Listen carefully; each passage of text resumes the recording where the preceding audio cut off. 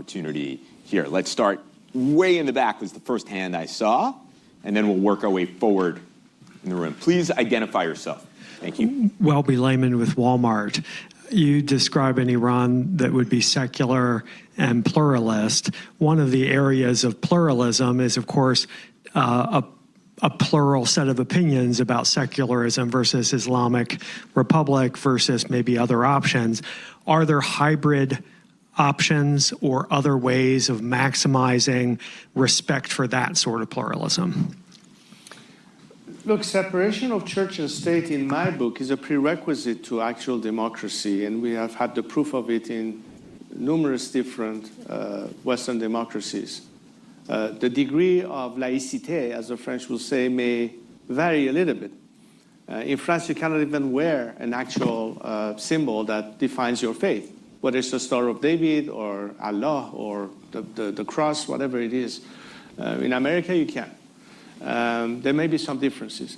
But the important element here is a clear separation of church from state.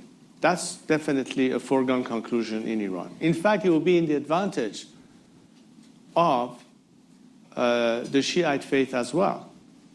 And most of our clerics will recognize that the minute you start giving a privileged treatment of one ideology, whether religious or otherwise, it's the beginning of discrimination from the dead start. So the only guarantee in that sense is equality under the law, liberty of opinion, of expression, or faith, of ideology. And as long as the Constitution, as the law of the land, ensures that, that's where individual liberties and equality of citizens under the law can be achieved. And that's exactly what Iranians are pursuing. So that's very important to understand, that we are not going to be in any form or shape questioning the fact, because in Iran, we don't have the problem that some people in the West may have. The minute you question radical Islam, you're treated as someone who is perhaps Islamophobic. It has nothing to do with Islamophobia. It has to be the understanding that there are many Muslims around the world that are moderate, that are not radical, but there are some who are. And they are the problem behind the mess we see today. And we recognize that our country is the first victim of it, because they try to impose it on us and take us hostage in the first place. So whether or not a French citizen or a British citizen or an American citizen ultimately gets it, the Iranian people now have gotten it all the way. Today's Gen Z is totally aware of these dynamics. They don't have a problem with the fact that a secular Iran doesn't mean that we are anti a faith or another. It simply means we respect and we would like to have freedom of religion in our country. That should be the first guarantee. And that will explain why, because of this regime, many Iranians of other faiths had to flee the country because of immediate persecution. But in tomorrow's free Iran and secular Iran, those rights and guarantees, the same liberties of Iranians that had to seek asylum in countries that offer them that liberty, would like to be able to have the same liberties back home. And that's exactly what we're trying to do. The very same liberties that we enjoy here, we should be able to enjoy them back in Iran itself. I know I said I was going to work from the back to the front, but I feel compelled to call on the gentleman right here in the front. So, compelled on a variety of levels.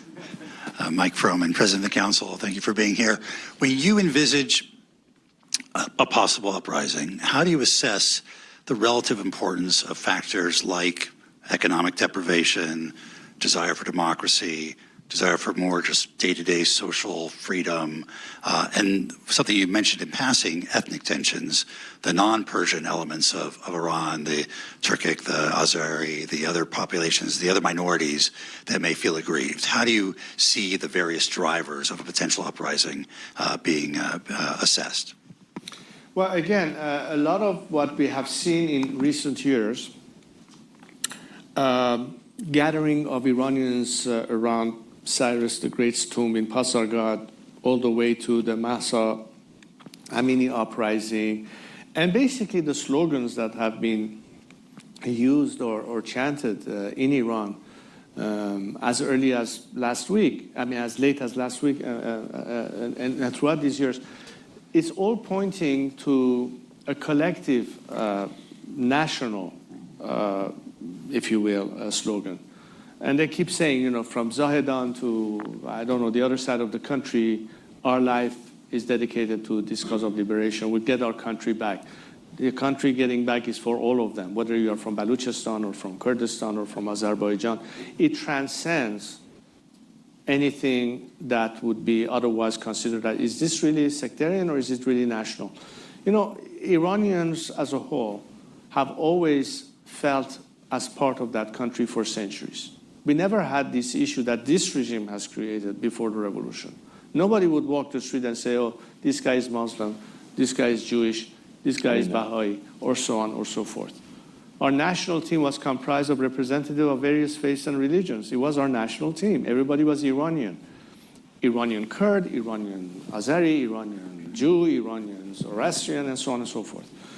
And I think the same spirit of our national identity binds us all together. So I'm very comfortable and very confident that the minute all those who were disenfranchised, and yes, the regime was the cause for discrimination, whether it was ethnic discrimination, sexual discrimination, religious discrimination, or any other type of discrimination, that they will find again in that future the fact that nobody will ever feel unequal next to somebody else. And that's the whole spirit that gels them together. And they understand that they have to pitch in and contribute. They cannot just sit back and expect it to be handed to them on a silver platter. Kennedy once said, ask not what your country can do for you, but what you could do for your country. And what you can do for your country right now is the basis of incentive that brings the people together. They find each other, they respond to one another, they chant together, the slogans are coordinated, and it's very representative and very diverse. So that's one thing. And I think ultimately the course is, you know, I always, and that's the reason for IPP, Iran Prosperity Project. What is the roadmap to recovery? What are the immediate issues that we need to tackle to make sure that, first of all, the transition is stable, that the economy will be stable, that will have elements that considers all these factors, short-term, mid-term, and ultimately long-term. That's what really is the tangible elements for people to understand in what way they can benefit from this change. Because liberty, human rights, and democracy is, as we would say here, motherhood and apple pie, but does it actually put food on the table? And if we explain how and the country can get restarted and what are the preconditions, then I think the average person, particularly those who are most affected in areas that has been the most impoverished, Baluchistan is one, Kurdistan is one, will understand how they will benefit as a result. So rather than being in a sense of resisting change, they know that it cannot get any worse than what it is right now. And there's light at the end of the tunnel. But it requires collective participation. The call for a national uprising simply doesn't mean that somebody is going to come and, you know, bring it on a silver platter. It's a call to a sense of responsibility and contribution and collective action. So everybody has stake in it. It's their campaign. It's not my campaign. It's their campaign. It's a national campaign that transcends any type of grouping, whether it is on ideological basis or ethnic reasons or what have you. It transcends all of that. And that's our collective cause. And that's why I think the Munich conference was successful. Because at the end of the day, we call for very simple, fundamental principles for all of us to agree on to be able to work together. Iran's national territorial integrity is critical. Again, individual liberties and equality under the law is one of the core principles. Separation of church from state or religious from government is a very important prerequisite. And of course, and last but not least, the right for the Iranian people to be able to freely determine their own future by means of free elections, which is why the constitutional process is part of the dynamics of political change and what will come in the future. That has been the basis of this platform that has bring all these diverse elements together. And we saw that and the success of that conference in Munich. And it's on that basis that we are regularly now progressing. I'm sure I will get much more data through the website. We just launched not even 2 days ago. It's in initial phase. And the response has been tremendous. It's not a one-way conversation. People are sending already ideas, plans, suggestions, progress, and all of this will be something to be monitored. The English version of the site should be up fairly soon, and all of these articles will be translated. So you will be able to see how people are responding and are contributing to this. Those are really the measurables that will be able to let you understand and actually feel the dynamics of this process and how people are responding to it and how they are working together. And I think that's a very big element to satisfy those who still have doubt whether or not Iranian people are ready and able to do whatever it is that is asked from them to do at this time. Right here in the middle.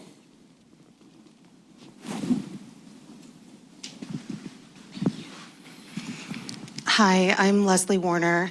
My question is, usually in social movements, what's so interesting about social movements is that ones that are successful is that a lot of times they're leaderless, which makes them more difficult to combat on the part of the regime in power.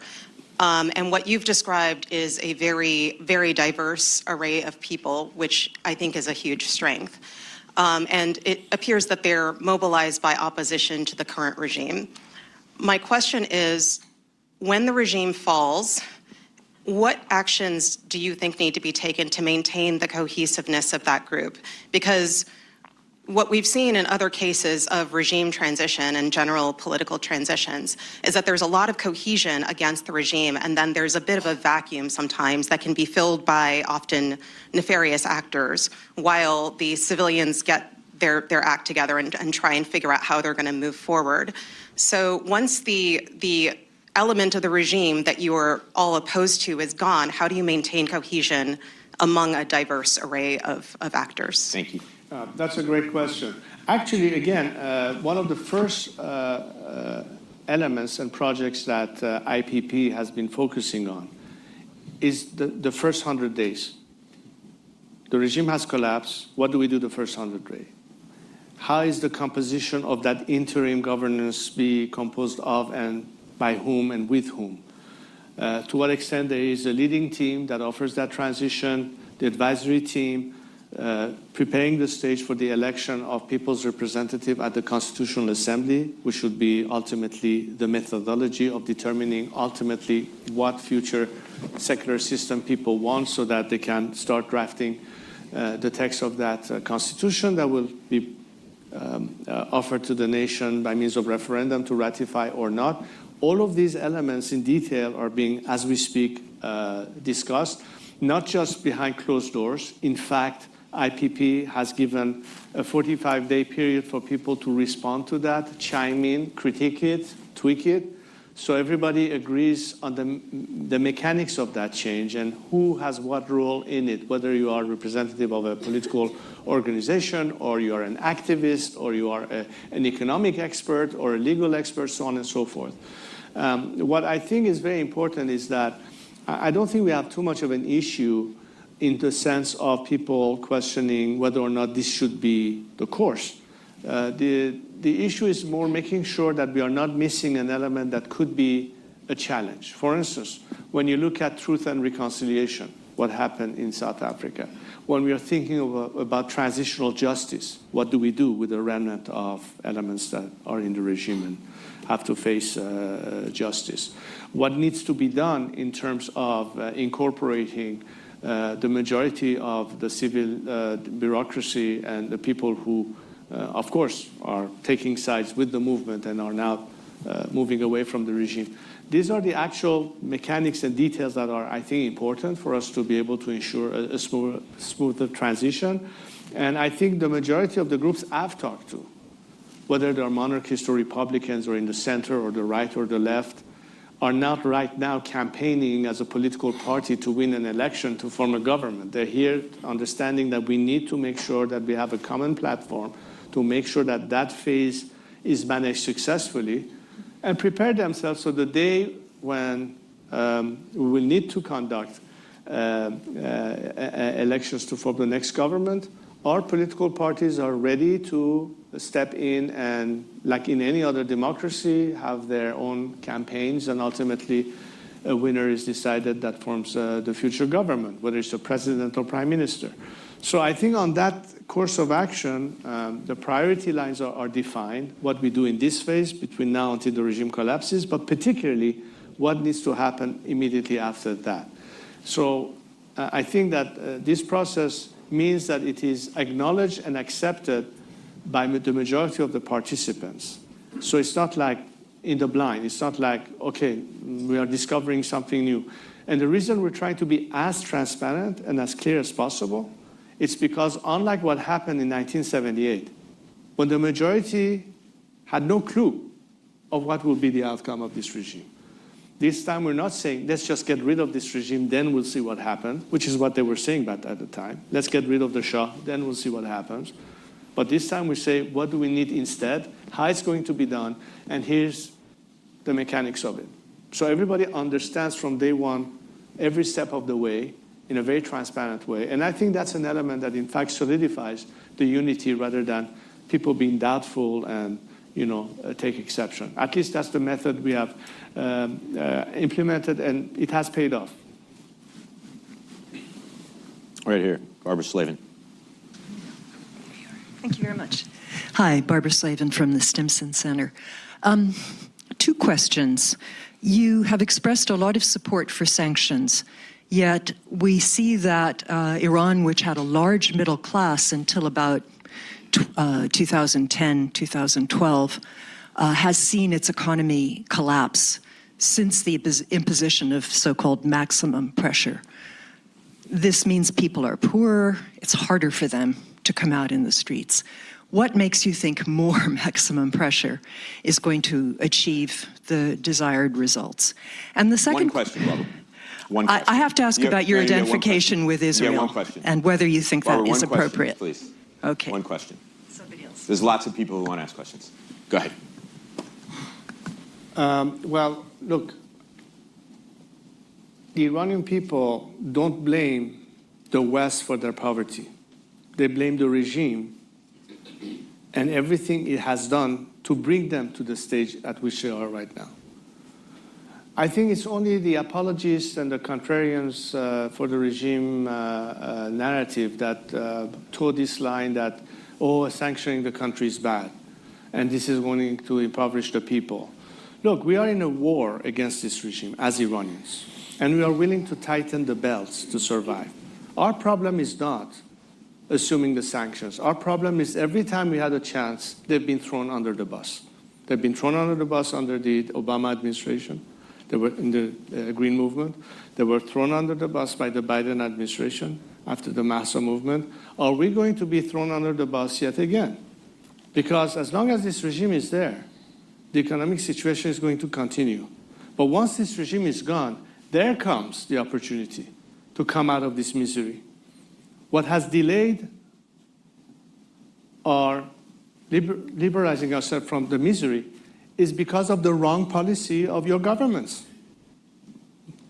Because the chief culprit is Khamenei and his regime, and you're not doing anything to help us get rid of him. Not because you care about us. Just think of your own interests. Have you achieved anything? Have they given you everything that would be justifiable in terms of realpolitik, if there's any of it? Or diplomacy as a means to suggest that, okay, we're willing to negotiate, but nobody takes responsibility of it, and you kick the can down the road yet again, which means other Iranians on a daily basis being killed. Look, in the last month alone, we had 100 executions. In this calendar year, over 1,000. This is an ongoing thing. Much more important than whether or not they can afford to put food on the table. Their kids are being murdered every single day. That needs to change. Okay. Well, I've said what I need to have from the world. Solidarity. The same solidarity that dissidents in the Soviet Union were expecting from the Western free world. The same solidarity that South Africans wanted to put an end to apartheid. The same solidarity that helped Lech Walesa and his friends overcome Jaruzelski. What else is different in Iran? The same solidarity. And we don't see it in the case of Iranians. We've seen always the same approach of appeasement and negotiations, endless buying time by the regime, and nothing was achieved as a result. Until this attitude and viewpoint is not reset, the Iranian people will continue to be starving. Not because you're imposing sanctions, that makes it more difficult for the regime to fuel its old machine. But it will keep them still longer in power, and that will not change the game. The game changer is for the regime to be gone. And when we say regime change, it's because we understand that it is because of the regime that we are in this misery, not because of external factors. This regime is directly responsible to put Iranians in the mess it is. That's why we want, as Iranians, this regime to no longer be there. And we question whether the world see eye to eye with us that this is ultimately the solution, as opposed to think that you can still manage them, contain them, humor them, appease them, pay hostage bribes to them, and encourage their behavior as they have continued to have. Because you haven't changed their behavior. In fact, you have encouraged their behavior as means of this appeasement. Sir. Hi, my name is Josh Mogul. I'm from a Jewish diaspora community in Great Neck, New York, where you are very popular. We love you. My question for you is, the Supreme Leader, there might be an election soon, and how would you respond? Say again, If the Supreme Leader were to pass away and there would be an election soon, would you consider announcing a transitional government and seeking formal government support from other governments? Thank you. Look, our campaign is not based on whether or not Khamenei is in power or not. That's irrelevant. Because whatever the regime attempts to manufacture post-Khamenei, to the level we see already fraction and division within the system, and there will certainly be more after his demise, then I think that in fact makes it even more likely for a quicker resolve of that transition. Because while he's still holding the fort, he still maintains some degree of command, he still has some eminence over the whole structure, but the minute he's gone, the system will implode from within. Obviously, our behavior and attitude vis-a-vis how do you contend with all of that is not to confront the regime directly in terms of, let's say, armed struggle or things of that nature. I still believe in the school of thought that civil disobedience and non-cooperation and non-violence is a better way, A, to consider the fact that people will have less of a cost in achieving that end. Two, I don't see many scenarios of political change that are brought by means of violence that ends up with a democratic outcome. And three, in fact, I think that if we achieve that by telling the people who are still sitting there deciding on when to join the people, rather than see themselves threatened, they see themselves as part of the solution, again, encouraging maximum defection. And that momentum can help us bring it to the level that the biggest element, in my view, that will be the final nail in the coffin of the regime in the sense of paralyzing it from within by Iranian action, not by means of foreign sanctions, are nationwide labor strikes. That's why I keep saying that there has to be a dual approach to the problem. Relying on external sanction alone is not the solution. And by the way, let's not forget, all these sanctions was always with the premise of thinking that as a result, the regime will change its behavior. Whereas it's not behavior change that you should seek. The solution is still regime change. But it's important to have the outside component, but the outside component by means of maximum pressure is not sufficient. You have to have a domestic element, which is why I've been calling for maximum support for the Iranian people. And I think the combination of these two will also lead to maximum defections, because now there's a dynamic in play. It's not just on paper as a concept. It's an actual measurable thing. We're starting to run out of time, so I want to take the last two questions and then have Reza Pahlavi answer. Sir, right here, and then right here, Matt. Hi, I'm Kevin Sheehan from Multiplier Capital. Assuming that the regime were to collapse, what would happen on day one in terms of the provision of security? Would you expect the military and the police to transfer their loyalty to some new transition government, or would you expect help from the GCC and other friendly neighbors and allies? Thanks. Okay, great. Yes, right here. Yes, please. Thank you very much. Shireen Hunter, Georgetown University. I have to, first of all, say that I do share Your Highness's vision for Iran. A secular Iran, a nationalist Iran, where the focus and the order of priority is Iran and not Islam or some other kind of transnational aspiration. With respect, Shireen, if you could get to the question. I will get to the question. I'm sorry, Steve, but you know there are some preliminaries have to be said. My more important, however, problem with the way you are approaching is because you were very young when the 1979 revolution happened, but I was a diplomat of my country, and I felt the whole weight of the tragedy of that. Everybody there was also gathering together, the communists, the mujahideen, the musaddiqis, and so on, and they were hoping that they're going to have a democratic government and so on. We saw what happened when your late father left. Immediately after that, of course, the regrets began. However, all these opposition groups began to fight among themselves like cats and dogs. Now, why are you so optimistic that the same kind of thing is not going to happen? Because let's face it, there is an element that you forget, and that is element of power.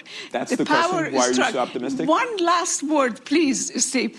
The other thing is that Iran's condition actually now is much more fragile. Iran has predatory neighbors, including Turkey, which wants the dismemberment of Iran. And also the state of Israel would like Iran to be divided up. So why do you think that everybody is just going to sit on their hands and allow the Iranians to get rid of this regime? We have never tried to change regime behavior through real engagement. Thank you. So why don't you give that a chance? Thank you.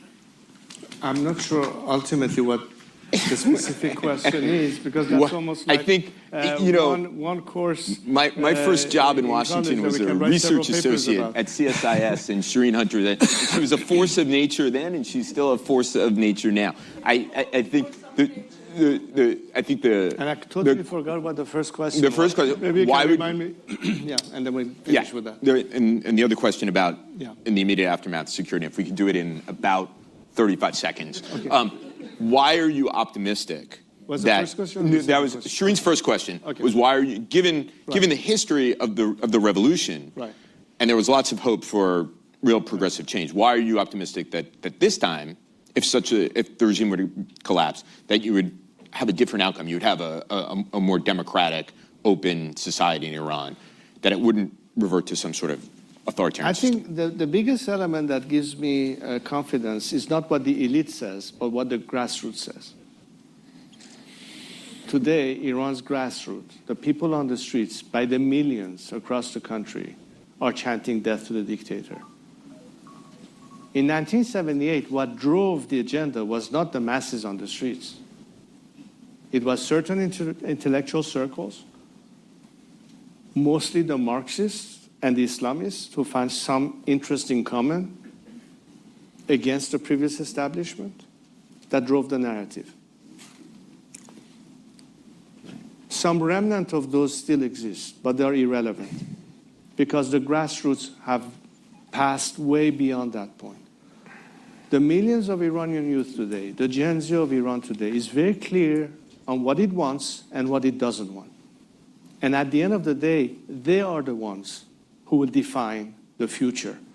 Not some think tank in Washington, not some reporter in such a newspaper here or in Europe, but the people on the streets.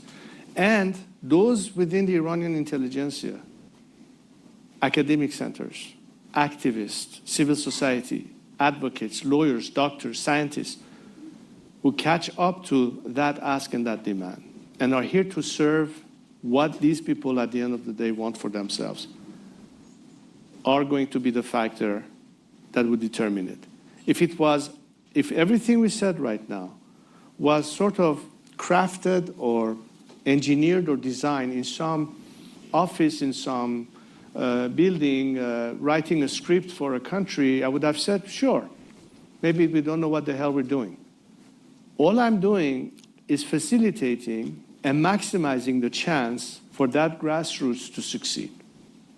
So the real question is, can we actually help that grassroots fulfill their dream and aspirations to freedom? That's what it's all about. And that's what my campaign is there to reinforce and maximize their chance to succeed. And that needs to be understood. And I hope I can convey that to all of you, that this is what it's all about. Remember, what is the ask of the millions of Iranians who are fed up with this regime? And do they deserve better than what they have? We are unfortunately out of time. My apologies to Kevin back there. Thank you very, very much for spending some time with us this afternoon. It's been a fascinating discussion. I'm looking forward to running into you at the Giant in Potomac Village. And thank you all for your time.